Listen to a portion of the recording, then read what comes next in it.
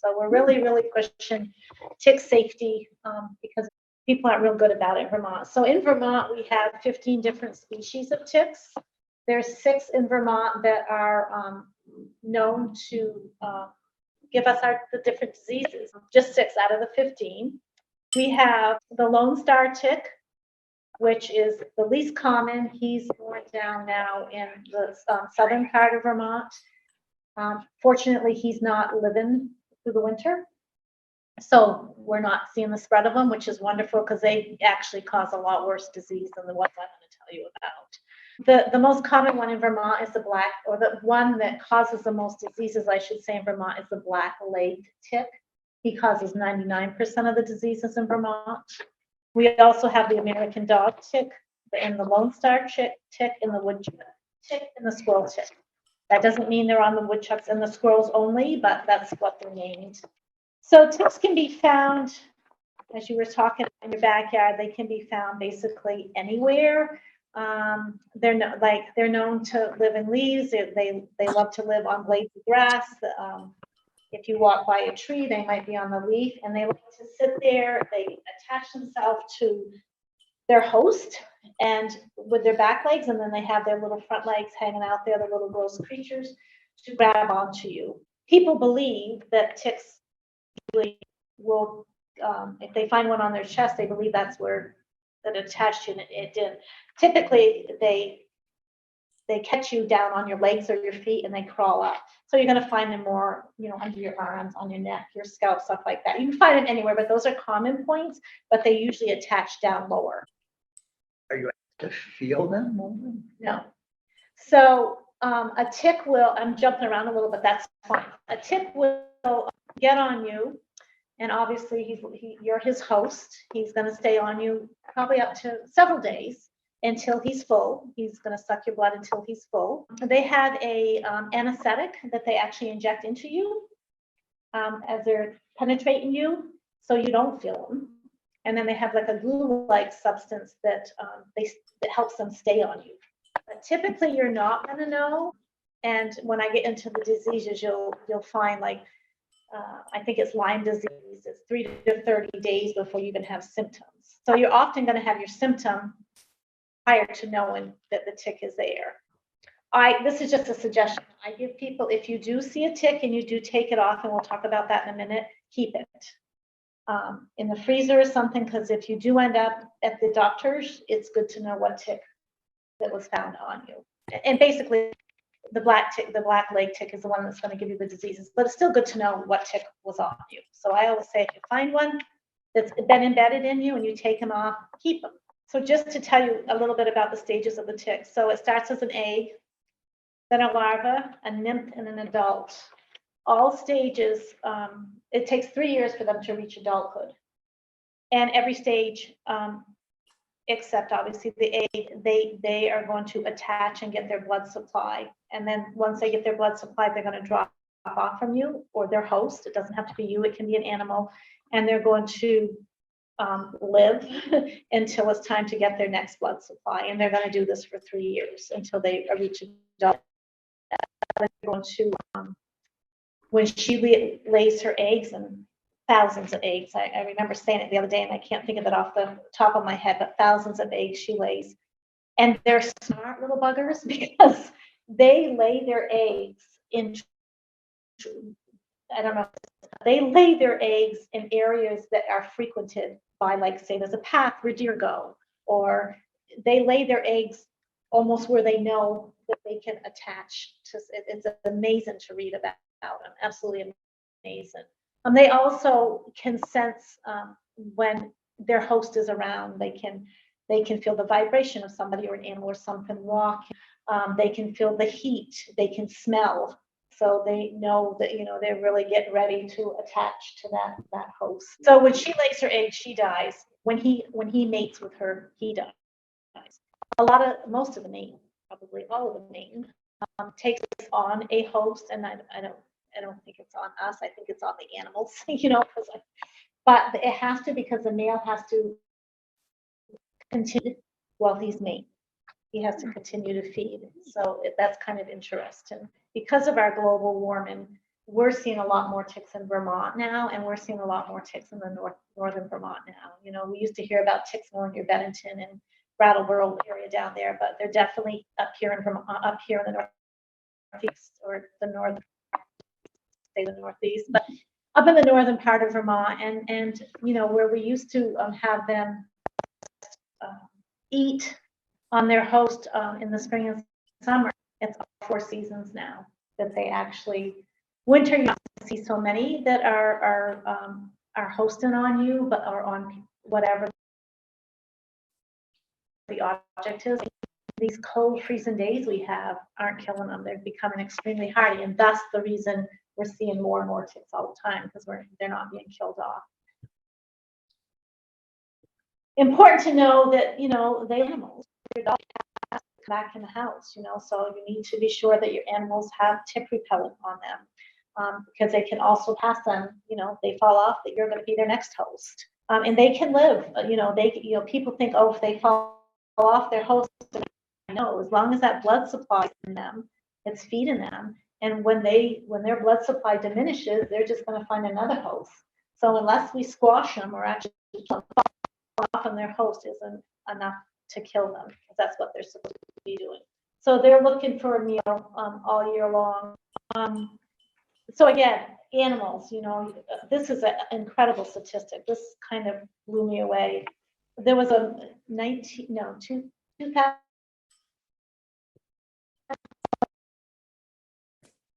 Jesus.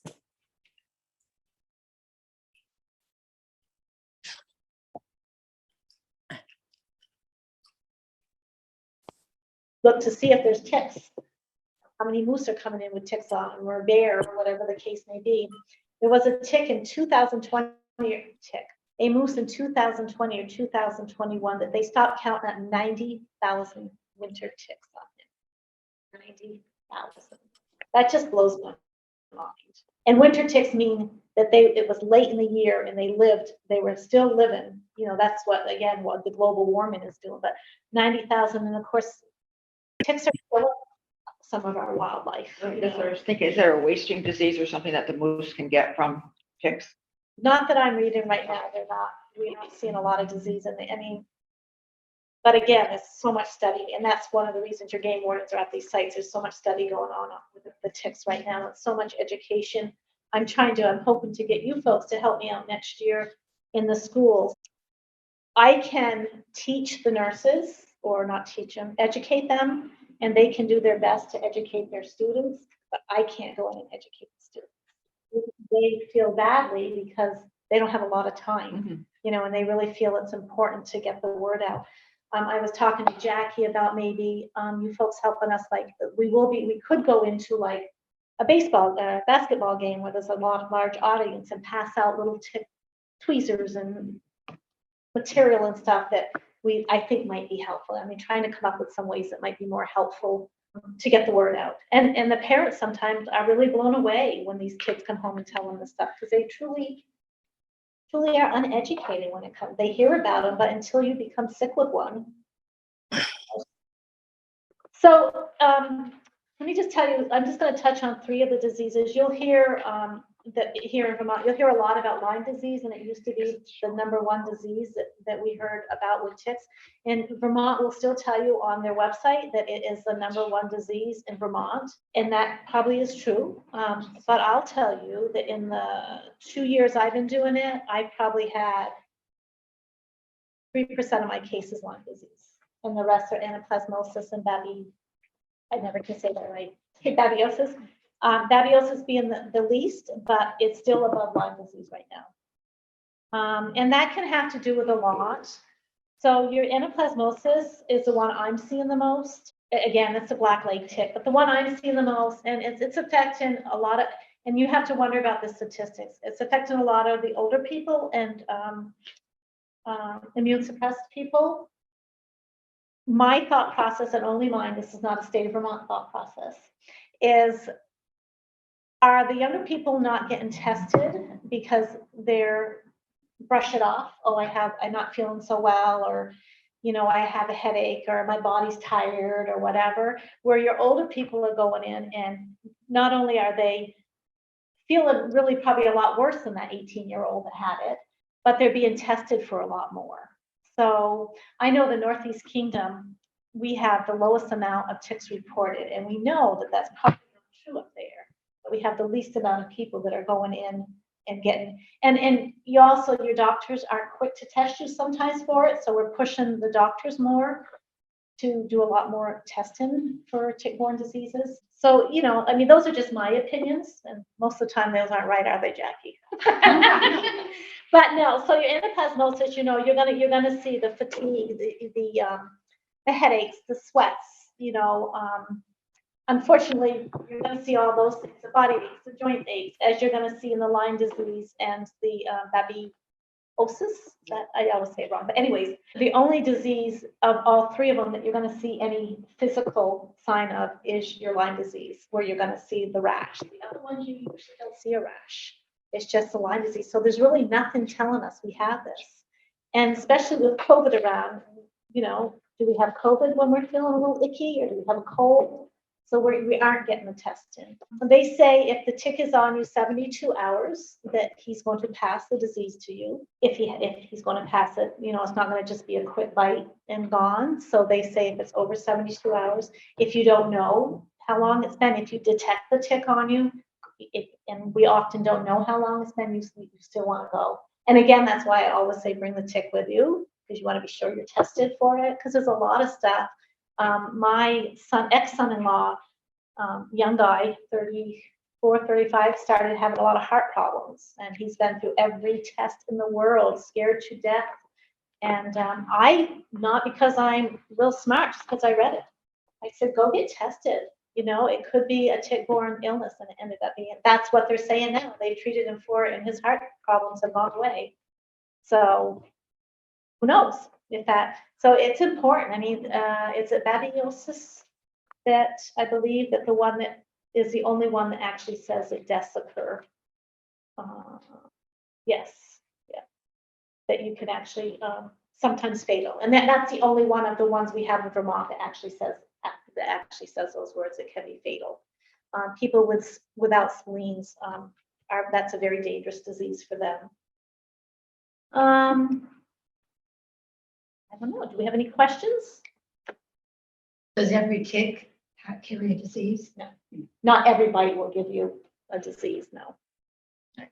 So there a couple of years ago, we had a grant before we passed out tick removal kits and those little cards. That's where it came from. It's and other things about, you know, poison ivy and poison what's that one, parsnip, which is really bad and stuff like that. But I remember we were passing them out over at Lake Carmine to campers and stuff, and we were at the beach and everything, and there was some people that grouped there picnicking. Somebody was a cardiologist, and he said, oh, I'm so glad you're doing this, because one of the sequelae that can happen with Lyme disease are cardiac problems too. So yeah, and it's not everyone that has cardiac. That's what my son right, and Lyme is, and then there's something. But that's scary. Else. And right. Again, you know, I just happen to mention it because this is what I do, and they just can't find anything wrong with them. I'm like, geez, just get tested, just see, you know, yeah, and we work with somebody that had Lyme disease that went undetected, and she was a very, very sick young lady. And did she ever get rid of it? Yes, she has. Okay. But she's very active. You know, she's much more educated on Lyme disease than I would ever think to be very active in it. But she was very, very, I mean, bedridden for a long time and didn't know what was wrong with her. So I have some, I can pass these around. They're kind of interesting. They show some of the different ticks. But the most interesting one is the little fat guy that he's actually full of blood. So you just look at them and you'll see the difference of how little they are and how big they can get, you know. But something we really want to educate our public on, for sure. And Judy, I see that you have a question. Yes, can you hear me? Yep. Okay, so Andrea, maybe you'll get to this later, but I wanted to see what you could tell us about the latest thinking on chronic Lyme disease. I don't have a lot of education on it, Judy. Okay. Something I'm researching and something that my colleague and I have been talking about because she had it, has it, but I really can't. Do you have anything, Judy? No, I know there's a lot of controversy about whether it exists and what to do about it, but I think it's real, and I just wish there was more being done to determine, what needs to be done to help people with Exactly. it. So what, I didn't hear the question. Chronic Lyme disease. Chronic, yes. Well, one of the things I went to a thing at the hospital about before COVID about a couple experts spoke about Lyme disease. And one of the things about the bacteria that causes Lyme disease is a spirochete. So it like can really go dormant in your system for a while and then come back out again. And so there is chronic Lyme disease, because that's why I asked if she got rid of it, because once it's really, the organism's taken up housekeeping in your body, it's very hard to get rid of because it goes into those dormant phases. It's something we definitely can, not just that, but tick-borne and ticks alone is something that I feel like I could read about forever, and every day there's something New. Absolutely. Right. Yeah. CDC has been given, and I've only been fortunate enough to grab one of them, but they've been doing some virtual information on the different ticks and the different diseases, which has been really nice. And I'm hoping to be able to go in, when winter comes, my epidemiology designee title slows down a little, and so that's when I do most of my research on it. So I'm hoping to go back in and read some of those different information they gave us. I'll just add that, so there was a question in the chat about getting the resources that Andrea handed out. So for people who are part of the Northwest Vermont MRC, you can send me an email and I can try to get this information to you. If you are part of a different unit, you can just contact your unit coordinator. I believe the other epi designees should have this in the other district offices, so they should be able to get you this information as well. And then most MRCs give out these tick kits that have like tweezers, alcohol pad, Band-Aid, and some tick information. And you might already know this, but the bag can be used to put the tick in and then bring it to testing, or I don't know if they prefer mail, but whatever the procedure is, they can put the tick in there if they want. And that's something that I should have brought up too. So if you have a tick on you, you don't have to go to the hospital to have it removed, or the doctor's office. You can remove it. They do say use a pair of tweezers, grab hold, very steady, not jerky, very steady pulling to get the tick off. If you get him but you don't get his head, they say leave it. I don't know why yet, but they say leave it and your body will get rid of it. Let me see if there's any. Yeah, it says once the mouth parts are removed from the rest of the tick, it can no longer spread the disease. I still don't believe that's a reason to leave the head in there, but there must be a reason. So to get the tweezers as close to the head as you can to pull it off, because if you squeeze it by the body, it's actually when the tick regurgitates into you that it relieves the bacteria. And that's also when it releases after it's bitten you for long enough, it releases and it regurgitates, and that's how the bacteria gets in. You have to tell us something. Well, I think it's good to know so people don't take a hold of the body. Yeah, Get as absolutely. close to the head as possible. And they say they're hard to kill. When I moved to Florida several years ago, very ignorant to ticks, my dog did stay out, but went out to go to the bathroom. And one morning I woke up and there was these little black dots on my door, and they were ticks. And we had to shave him, and it took us months. I mean, every day I was pulling ticks off him. But months and months, even with an exterminator there and everything, to get the ticks out of our home, we had to take all the carpets out and everything. They're so hard to kill. Oh my God. So they say you put them in alcohol, then you want to put them in a bag and you want to seal it. I used to put them in an ashtray and burn them just because I was probably irritated that I've been sitting there all night pulling ticks off the dog. I don't know, but they are very, very hard to kill. Our vet told us to put flea and tick medicine on our dog every 3 weeks instead of every 4 weeks because of how many ticks there are. Yeah. Right. So that's what we've been doing every 3 weeks. I saw that someone else had a hand up. It's no longer there. Pam, was it your hand or Pat? Yeah, it was me. This is Pamela, but I actually put it in the chat. I think somebody was showing at the beginning of the presentation a shower card that reminds us when we're showering, to do a tick check. The health department gave out those shower cards many years ago. Are they still around? I just ordered some this past spring and I'm getting them. Where did you So get I don't them? know if I got their last supply, but I'm still getting them. So just, Pam, yep, go ahead. have you created tick kits for your MRC? We are going to be doing it in the next week or two. But in the past, we have gotten them and they had the shower cards, the tweezers, alcohol pads, those things, tick identification card.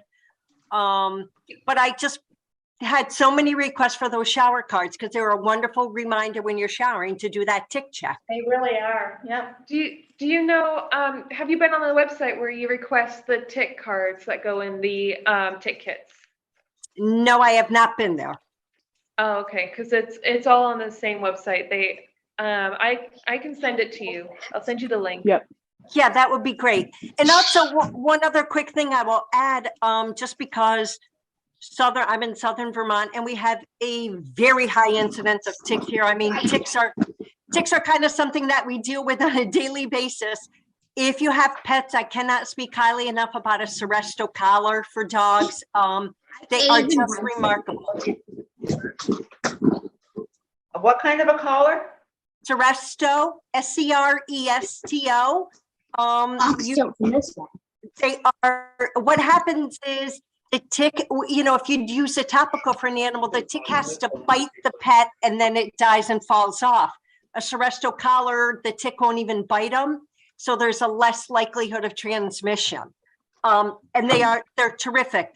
You can get them at Amazon. There are some that are not authentic. So I would encourage you to go to your veterinarian, but I know our vet encourages everybody to have Seresto collars on their dogs year round. Would you put that on the chat, please? Absolutely. Thanks.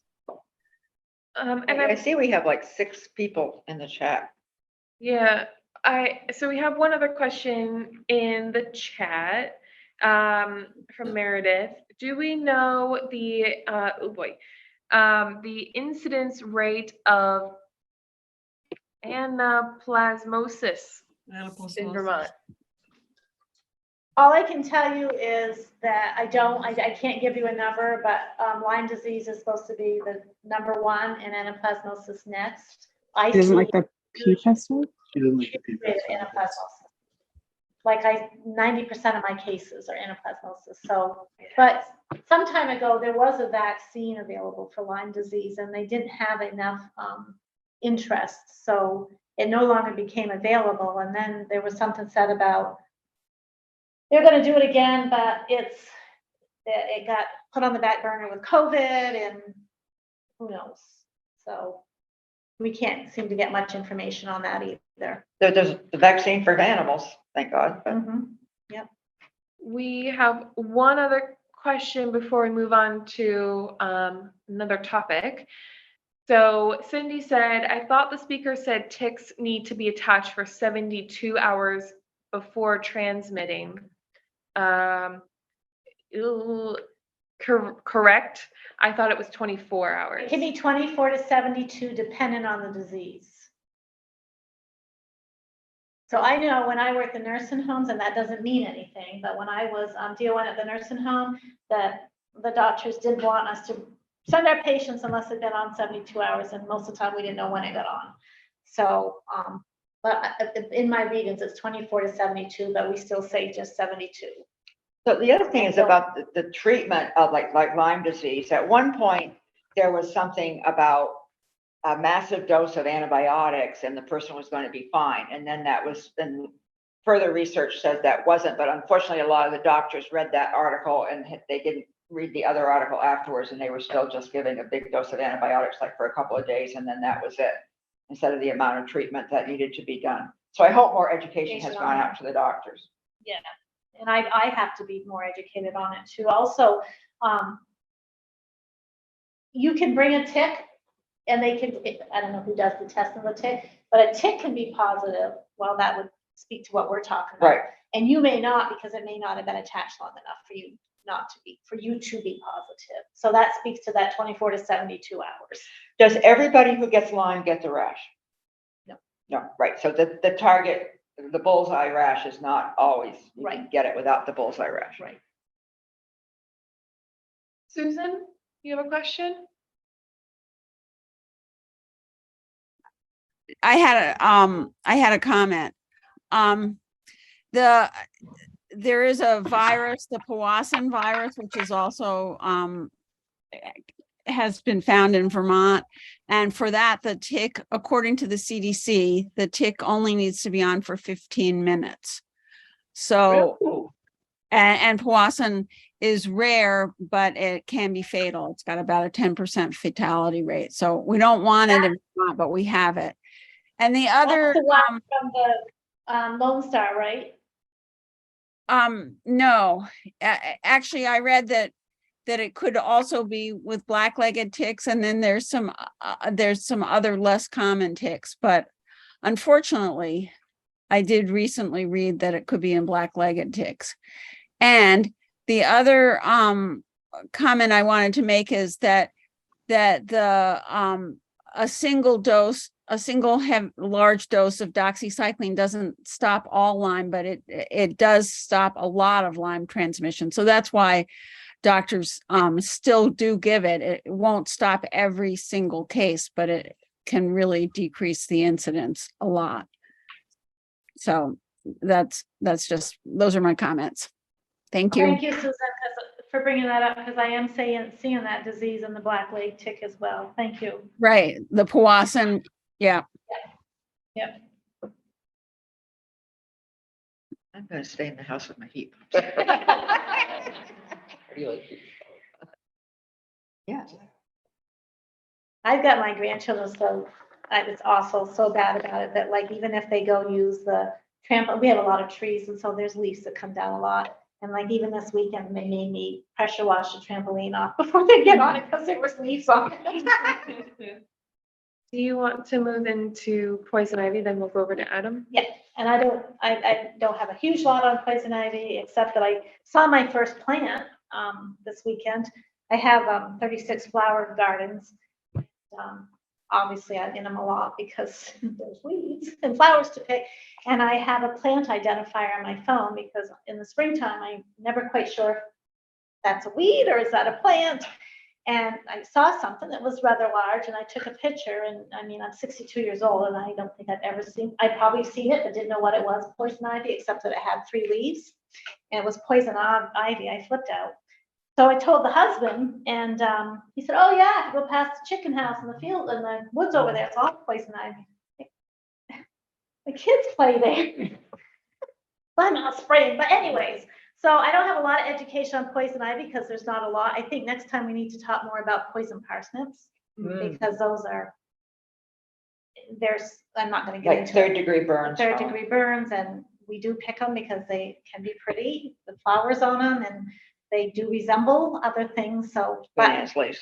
but yeah, so but poison ivy is 3-leafed, and they can be glossy or they are glossy leaves. They're 3, but they can have, depending on them, they can have like a tooth edge to them, or they can be smooth. They can be a small plant like I had. They can grow on a bush. They can be a vine that's growing up your tree. There's something that you definitely experience this weekend would not shy away from if you didn't know what they were. They can have greenish, yellowish flowers on them, something I also didn't know. So being the plant freak I am, if you see a flower, you pick it. Thank goodness I didn't. And I'm not sure what I sprayed on them killed them or not, but they can't be spread from person to person. This is really a funny statistic. So it's the oil from the plant that gets on you, and that's what, and it's very, my kids, when I worked at Woodside, like to get into the poison ivy, even though they knew how bad it was, they would dare each other. Oh, it's not good. But I was ignorant to it until I studied it. It's the oil, and it can't be passed from person to person, but it can, I don't want to stay live. I don't know, stay active on a surface for years, and you can rub up against that surface and get the rash or get the burn-in or whatever. It can stay on your clothes, your pet. I mean, one of the things I remember reading it on your garden tools. And of course, I have a lot of garden tools, so that's, I thought about the grandchildren. If I had touched it, and I wouldn't have been smart enough to know that to wash off. They talk about washing off all the stuff to keep yourself safe. If you scratching yourself cannot, if you haven't, it doesn't spread it. You do get a rash, a pretty severe one. You can get a pretty severe one. It can appear that the scratching made it spread, but it's not. It's just, it may take longer. So if I get it all on this part of my arm, it may take longer for it to show up on other parts of the arm. So they say you can't scratch it up. It just takes longer to show up. And there's really not a whole lot that you can do about it. There's no magic trick medication that's gonna, I did, and I wish I still knew. It does Benadryl? Benadryl. Does it? I had a soap. I used to buy it. Feldspar. What was it? Feldspar, Feldspar, so. Maybe. I'm gonna write that down. Yeah, That's- that's to take hers. What is it? Bell's Napsa? Yeah, there's. I think that's what it was. Judy's holding up a bottle of something. This is There. a must-have for anybody that has poison ivy issues. It's called Tecnu, Tecnu. It's a soap that you wash with after you've been in the garden. And it helps Oh, wow. it helps somewhat prevent it, but I usually get poison ivy 3 to 6 times a year, starting in April when you can't even, I know what poison ivy looks like. And I've gotten it as late as November. So I have this in this biggest bottle I can get it. Where do you buy that, Judy? Just at any pharmacy. Pharmacy? Okay. Yeah. Well, I'm lucky because of the amount of it must be my love of plants that I want to be sure I don't pull anything that might give me something that I actually took a picture of it, because I was like really and I'm a Vermonter. I've lived here all these years and never ever have I come across it. I Yeah, never some had it. people- I didn't have it for years and years, and then I started to get it. So don't know. Now I that, think some people are more susceptible. They say you're allergic to it, but I would get it every summer and my brothers and sisters would be in the same place and not get it. really So- interesting. Same, yeah, Me I would too, get it I know. every summer. I would say I would just had to be near it to get it. Yeah. Maybe I hadn't. No, I don't know. But yeah, that's interesting. I think it's just everybody's different. Right. And my mother thought she was getting it from us, but she got it from our clothes. Like she turned our jeans inside out, she would get the oil on. And that was interesting to me to think that you could get it from it makes sense, but it was still very interesting. Yeah. Susan, do you have a comment or a question? Yeah, I just wanted to say that in terms of symptomatic relief, there are a number of things that you can do. One is the regular anti-itch creams, but also steroid creams. Even the over-the-counter mild hydrocortisone will help, but you can also get prescription steroid creams to put on topically. And then obviously if it gets severe, then people need systemic steroids, and that's hard because there's a lot of side effects obviously with systemic steroids. And also there are a couple of little tricks, like going in the shower and putting extremely hot water, spraying extremely hot water on as hot as it can be, has been shown to give relief for a couple of hours. It's as if the histamine response the histamine gets released all at once while you're spraying, so sort of scratching in a way with the hot water. So that can be helpful to people. But certainly some people are much more susceptible than others. And this can last, the way I understood it, from days to weeks, depending on the severity. Wow. Any other questions or comments before we move on to Adam's I presentation. just have one question about the collar for the dog, the Seresto collar. Is that prescription by a vet or could you buy that in a pet supply store? You can buy it in any pet store, and like I said, you can get it at Amazon, but my vet told me Okay. that there are imitations at Amazon, so I would go to someplace reputable. Collars are a little bit expensive, so if you find one for like pretty cheap, it's probably It's probably not real. Okay. yeah. Can y'all see it? Yes. Great. Okay, so today I'm just going to be talking a little bit about keeping safe in the sun and the heat, and talk a little bit about mosquitoes. I grew up in Florida and lived there until I was 24 or so, so I have way too much experience with these three things. Yeah. So what we're going to go over today is first just sun and heat, how to protect yourself when there's excessive heat, how to protect yourself from the sun, and also talk briefly about some risks of sun and heat exposure. Then I'll talk about mosquito safety, both how to keep them from biting you, and then also just a really quick overview of mosquito-borne illnesses. So obviously it's summer. Everyone is really excited to get outside. And this is a great way to keep healthy, to, you know, enjoy being around people in your community, but there's still just some basic precautions that are necessary, which are more or less limiting sun exposure and doing a handful of other things. None of it is particularly hard, thankfully. And so before we get going, just a quick question. Where on your body should you apply sunscreen? All over. All over. That is right. So yeah, all over, making sure that you get, you know, your nose, the back of your neck, the tops of your ears, just anywhere that is going to have exposure to the sun. And so there are a couple things to do to stay safe in the sun, and several of these you can just check on before you go outside. So the first is to check the UV index. So whether this is going on, you know, a weather website or going to a phone on your, or sorry, an app on your phone, you can usually see what the UV index is alongside other things like the forecast, the humidity, things like that.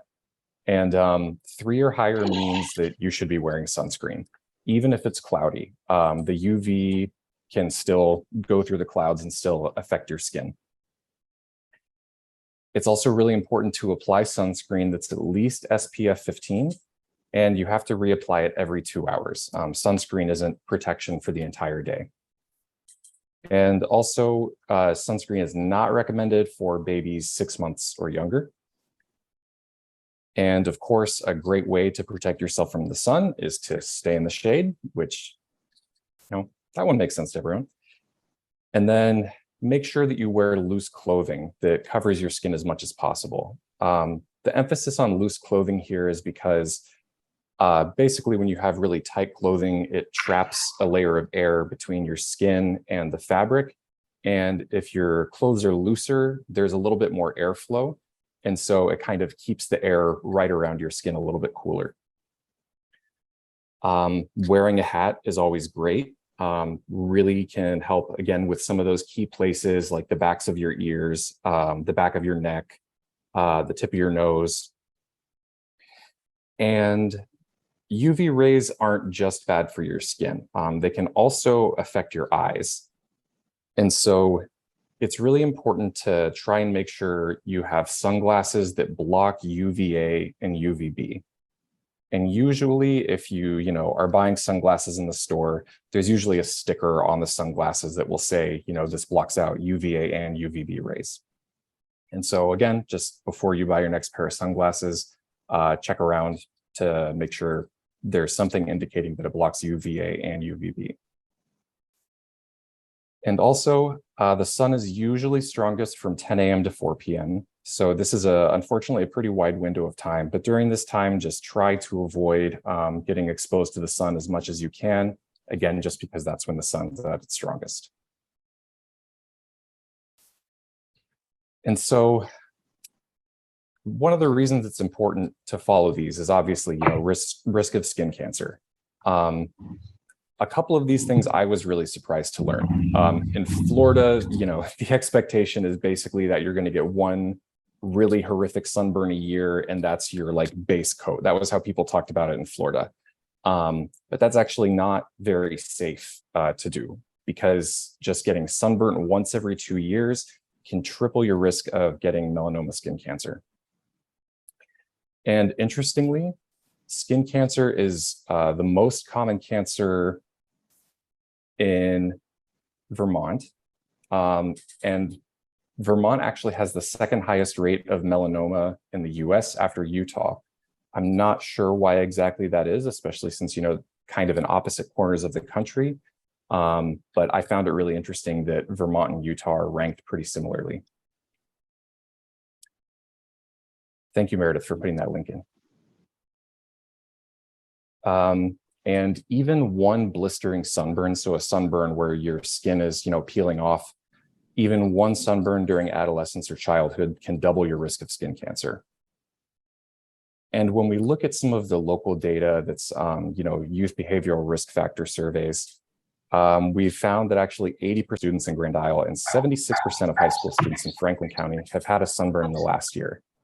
And again, just given that getting sunburned just once every 2 years can significantly increase your risk of developing skin cancer, it's important to make sure that, you know, school-age kids know how to keep themselves safe and know that, you know, you shouldn't necessarily go seeking sunburns, and if you get one, you know, there are things you can do next time to avoid getting one. If you get a particularly bad sunburn or just a sunburn generally, some of the things you can do are cooling down the affected area, applying cool washcloths or something like that. Moisturizer will help your skin repair after the sunburn. And if you have a painful sunburn or one that's causing swelling, you can take ibuprofen or naproxen. And generally, you want to try and wear loose clothes over the burn, just so, you know, the seams of your clothing aren't rubbing up against your burn and agitating it all day. And aloe can be really helpful. I've also seen in some stores Alicaine, which is, I think, a mix between aloe and lidocaine. And so this one also has some like topical pain relief alongside aloe. So it can really help soothe the burn. I've also used this, you know, for burns that weren't sunburns, and it can work pretty well.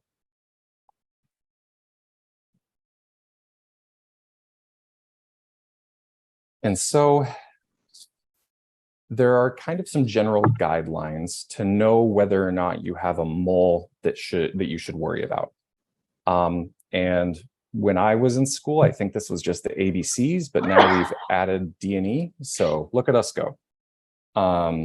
So the things you need to look out for on a mole is to make sure it's not asymmetrical. You want your mole to be round or oval and not an asymmetrical shape.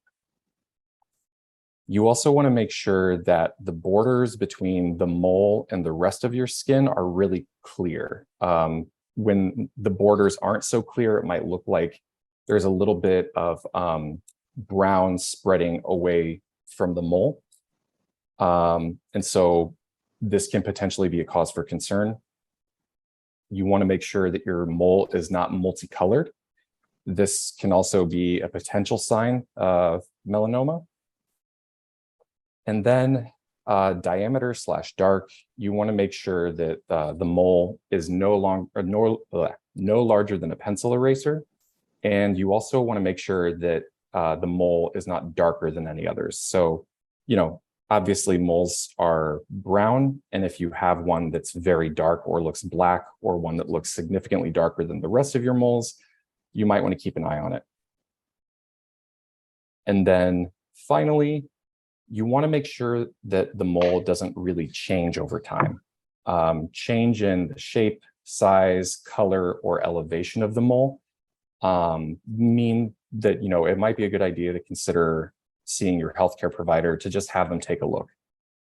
This can also, evolving can also stand for new symptoms such as bleeding or crusting on the mole.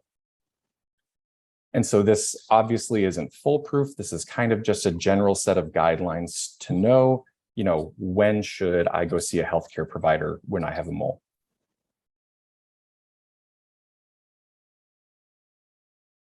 So now I'm going to talk about staying safe in the heat. And I put this chart over here because I thought it was really interesting to see how quickly humidity can make a temperature more dangerous. Where I grew up, it was pretty normal to have days that were, 96 degrees outside and 80% humidity. And as you can see, there isn't even really a number there for what that temperature would feel like. And it's in this red area, which means extreme danger. Thankfully, in Vermont, we don't get too many super hot days. But you can see even once you get up to, 84, 86 degrees, even something as low as, 60% humidity for 86 degrees or 75% humidity for 84 degrees can increase risk from heat. And so some people are disproportionately affected by extreme heat, whether this means that it just happens to these people more often, or if it means that it's a more serious concern when it does happen. Typically, adults age 65 and up don't adjust as well as younger people. And generally speaking, adults age 65 and up are more likely to have health conditions that might make heat exposure more risky. Children also are very important to keep an eye on because they are reliant on the adults and other people around them to make sure that they're safe, and also to talk to them about how important it is to, know that heat can be dangerous. And people with heart disease, respiratory illnesses, even things like asthma or something severe is COPD, diabetes, mental illness, and people with poor circulation are at increased risk either from these conditions or from certain medications. So for instance, this says mental illness. This is partially because psychiatric medicines like SSRIs, selective serotonin reuptake inhibitors, these are the most common class of antidepressants, can actually change your body's heat tolerance. So, in addition to these medications, blood pressure medicine, antihistamines, and decongestants can also affect the way that your body is able to regulate itself in extreme heat. Additionally, people with lower incomes might not have as reliable of access to air conditioning, so that obviously makes it more difficult for people to cool down. People who exercise in the heat are at greater risk of developing a heat-related illness simply because, you're exerting your body in a setting that your body already has to, work extra hard to keep you going in. Of course, people who work outdoors are just exposed to extreme heat much more often.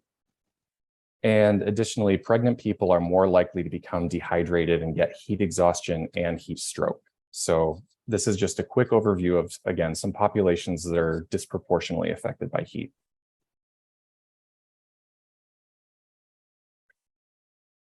And so one of the first steps to stay safe in the heat is really just to listen to your body. Your body is going to start giving you signs that you're having a dangerous amount of exposure to heat.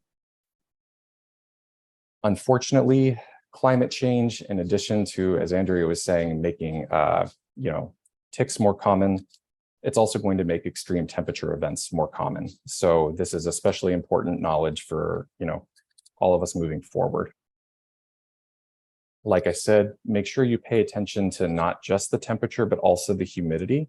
Again, because humidity can really change the amount of risk that a particular temperature poses to you.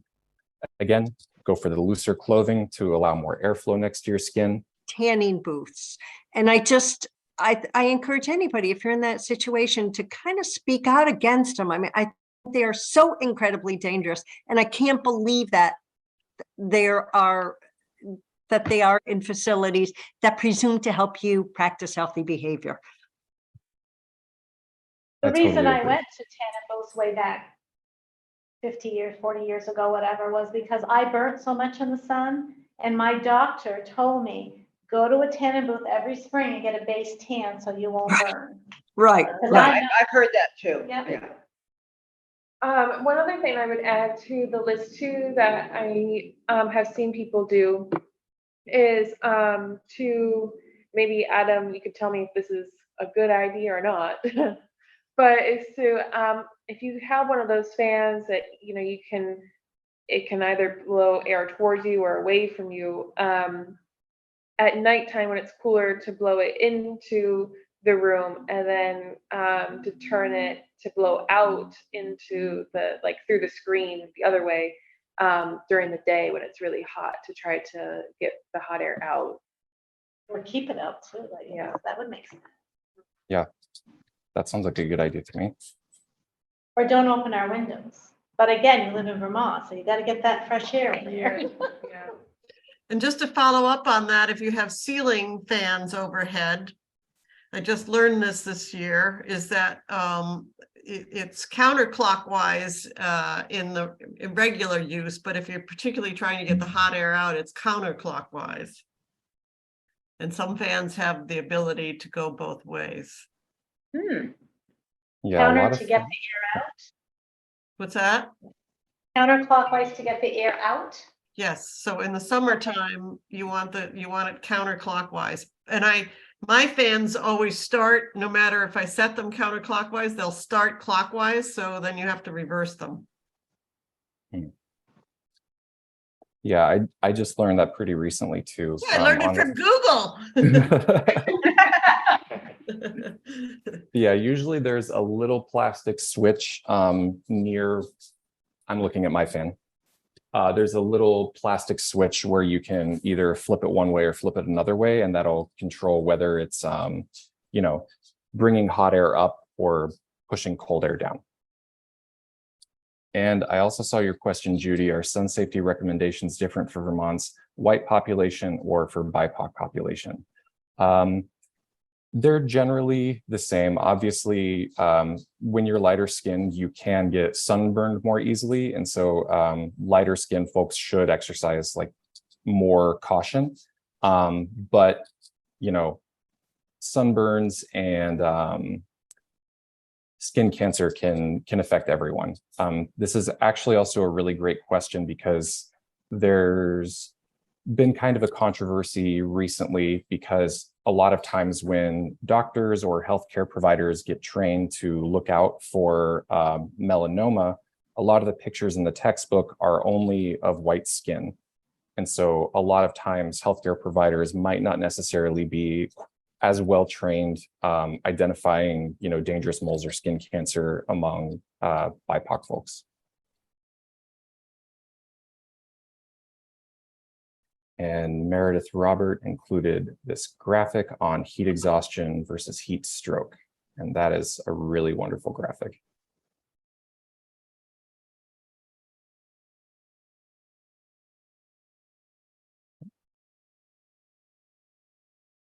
Pamela says, our Humane Society has cards to put on a car windshield if you see a pet in the car, with great data on how quickly a car can heat up.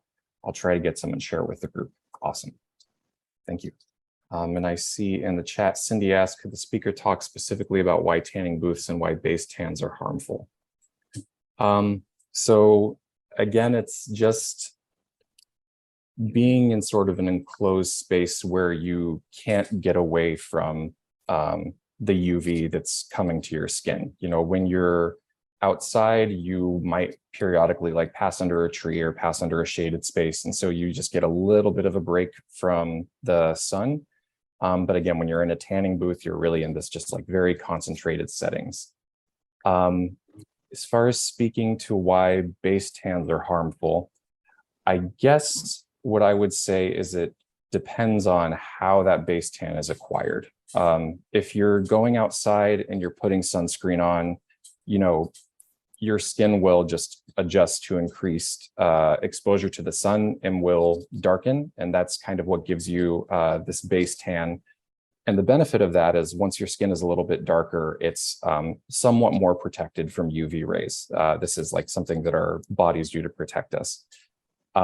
So if you gradually, or if you develop a base tan while you're, putting sunscreen on, making sure you're not getting sunburned, making sure you're not spending too much time in the sun. I would say that, you know, there's not necessarily anything wrong with them. And then Pamela put, I think I have read that the UV rays used by tanning beds can be stronger than the ones emitted by the sun sometimes. I wouldn't be surprised. You know, on the slide earlier, it said UV 3 or higher. I don't know what the UV rating is inside a tanning booth, but I wouldn't be surprised, you know, if, like you said, they're more extreme in some cases in tanning booths than they are outside.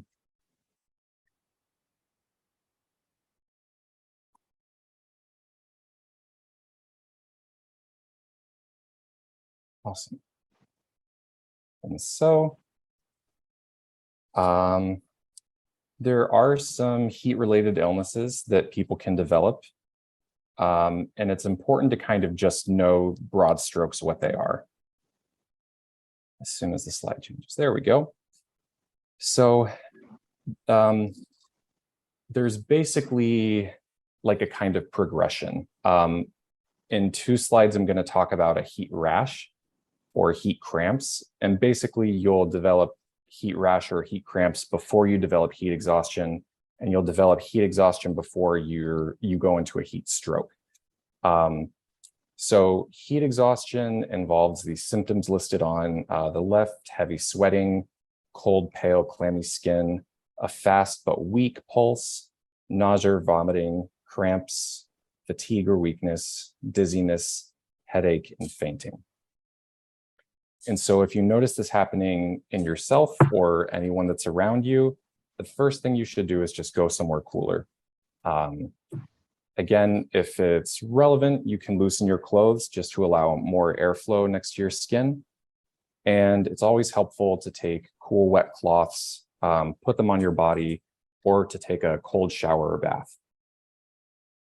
Also, again, staying hydrated is important in this instance. And so you want to sip water, not necessarily like really guzzle the water down, but just sip water. And as I said, heat exhaustion can sometimes develop into heat stroke. And it's important to seek medical help if vomiting continues, if your symptoms start to get worse, or if you don't feel better after an hour, you know, and this is assuming that you've gone inside, you've gone somewhere cooler, and you're trying some of these other steps. If after an hour of doing that, you don't feel better, it might be a good idea to get medical help. And I always found a little tricky sometimes to differentiate between heat exhaustion and heat stroke, just because there's some overlap between the symptoms, but heat stroke is just a much more severe version. So to know if someone is experiencing heat stroke, one of the first signs is your body temperature is 103 or higher. When a person is starting to go into heat stroke, they might have an altered mental state. Their skin will be hot, red, and dry, or damp. And again, that's a place where it feels a little difficult because it's saying dry or damp skin can be concerning. If you have a fast but strong pulse, again, for heat exhaustion, it was a fast but weak pulse. Heat stroke is a fast but strong pulse. Headache, dizziness, nausea, some of these are also, you know, the same in heat exhaustion. Then confusion, someone passing out, or someone going into convulsions. If you notice anyone experiencing any of these symptoms, or you're just worried someone might be, you know, moving from heat exhaustion to heat stroke, it's really important to seek medical care because heat strokes can be fatal. And while you're either taking the person to get medical attention, or if you're waiting on, you know, an ambulance or something like that, just in the meantime, try and get the person somewhere cooler, help lower their body temperature with cool cloths or baths. And I'm not exactly sure why this last one is the case. If anyone knows, please feel free to chime in. But also don't give the person anything to drink if you think they might. Because they can choke. They may not be as conscious, and so there's a greater risk of aspiration. Thank you. Thank you so much. Yeah, that makes sense to me. So I used to teach first aid, and one of the things they also said to do if you suspected heat stroke was to put ice or anything you can in armpits and groins, because a lot of blood goes through there and that helps cool things off. That's a great tip. Thank you. Yeah.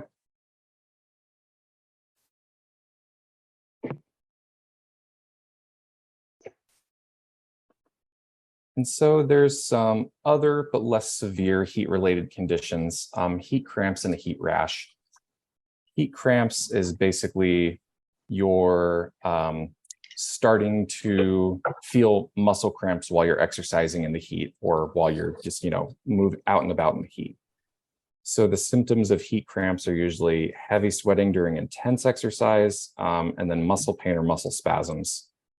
And all you really have to do is just stop physical activity, move somewhere cooler, drink water or a sports drink, and don't resume whatever you were doing until the heat cramps have gone away. And if you're on a low sodium diet, if your cramps last longer than an hour, or you have heart problems, it might be a good idea to go ahead and get some medical help. And then there's also heat rash. So this is red clusters of blisters that can look like pimples on your skin. They usually are on your neck, chest, groin, and elbow creases. And if this happens again, go to a cool place. This one specifically says a cool, dry place. Try and keep the rash dry. And if you have it, use some powder to soothe the rash. Does anyone know why in particular you want to keep the rash dry?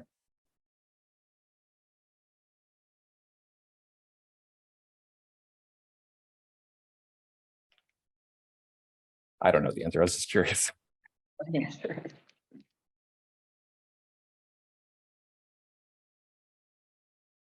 Oops. Okay. So we're going to close on mosquitoes, which no one likes, much like ticks. So one of the reasons you want to try and reduce mosquitoes from biting you is because some mosquitoes can carry illnesses. In Vermont, West Nile virus is detected pretty regularly, but it's still a relatively rare cause of illness. The state has a website where you can track the incidence of West Nile among different populations of mosquitoes. I haven't actually been able to find that page for 2023, but I've seen it for 2022, and it'll tell you, which areas of the state where there are more mosquitoes that have West Nile virus. And some illnesses that are detected less often in Vermont, but still have happened, are Eastern equine encephalitis virus and Zika.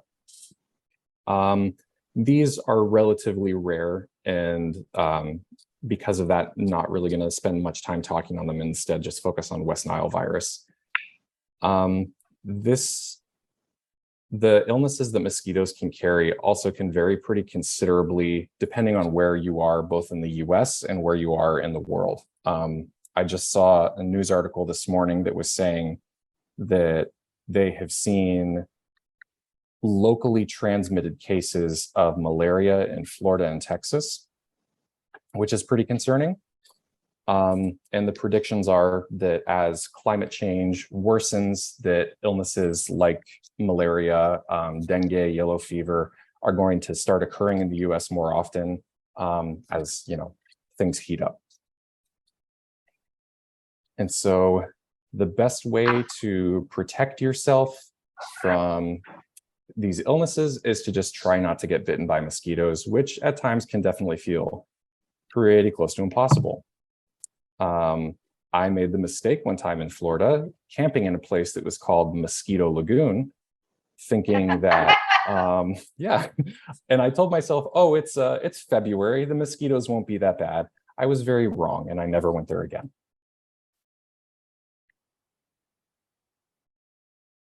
And so West Nile virus, this is the one that I definitely heard the most about growing up. There were a lot of times in Florida where, there were outbreaks of West Nile.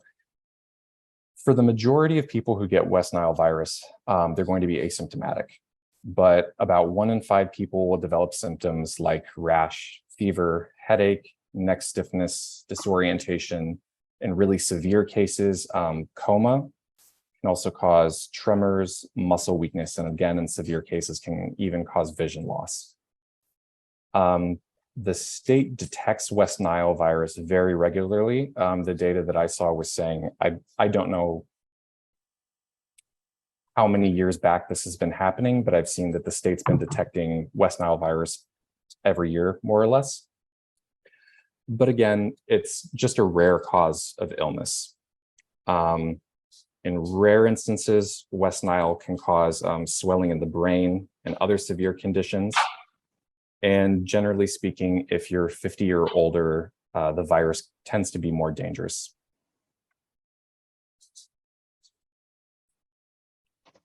And so just some quick ways to keep yourself from getting bitten by mosquitoes.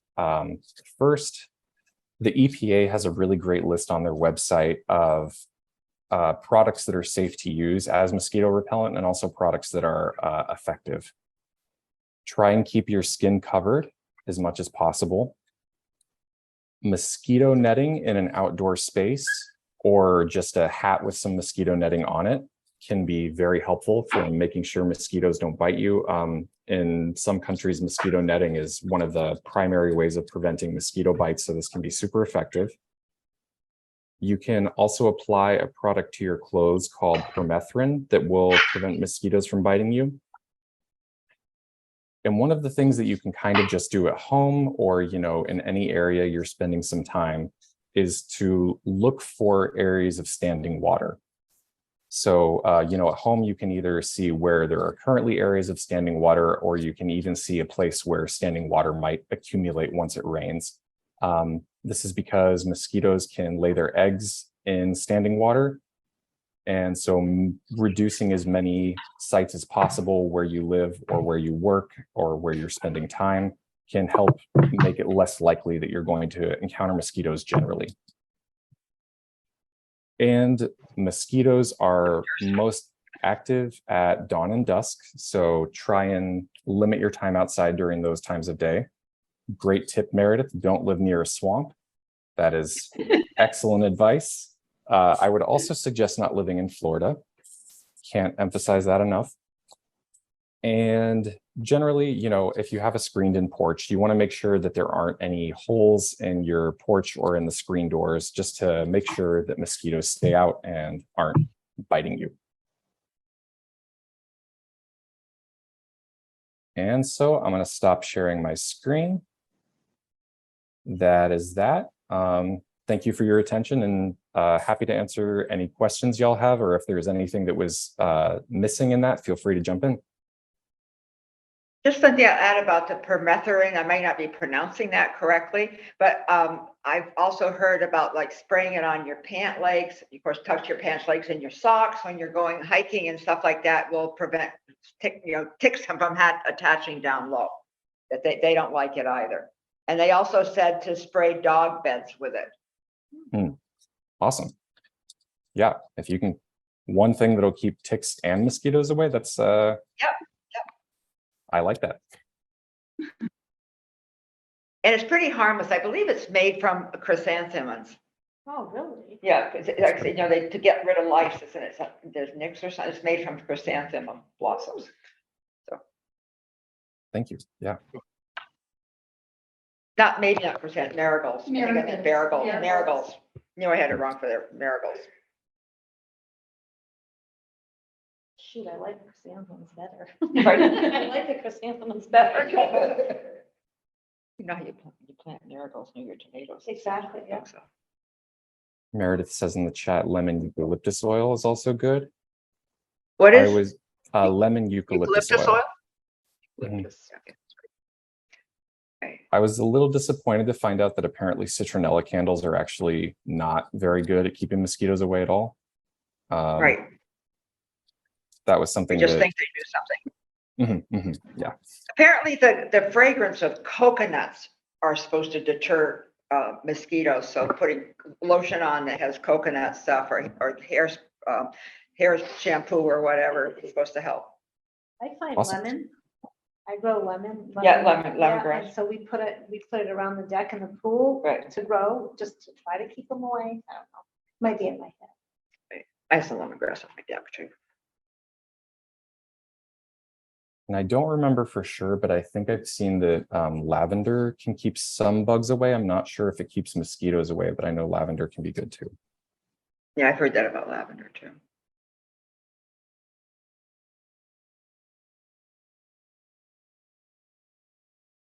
Well, thank you so much. This was a fantastic presentation from both you and Andrea. And I realized that I did not say your titles. Adam is our chronic disease designee, and Andrea is one of our EPIs. So yeah. But does anyone have any last minute questions or comments before we close out? Okay, seeing none. Thank you so much for coming. It was really great to have everyone here. We did record it. I'm hoping, crossing my fingers, that the recording is all good. So for those of people who may have wanted to come but couldn't, they can certainly reach out to me or their MRC coordinator, and their coordinator can put them in contact with me. And by then I should know if the recording is good. Yes. But excellent. Thank you so very much. And I hope you all have a wonderful rest of your night. When you stop the recording, Thank you all. great. See what it does.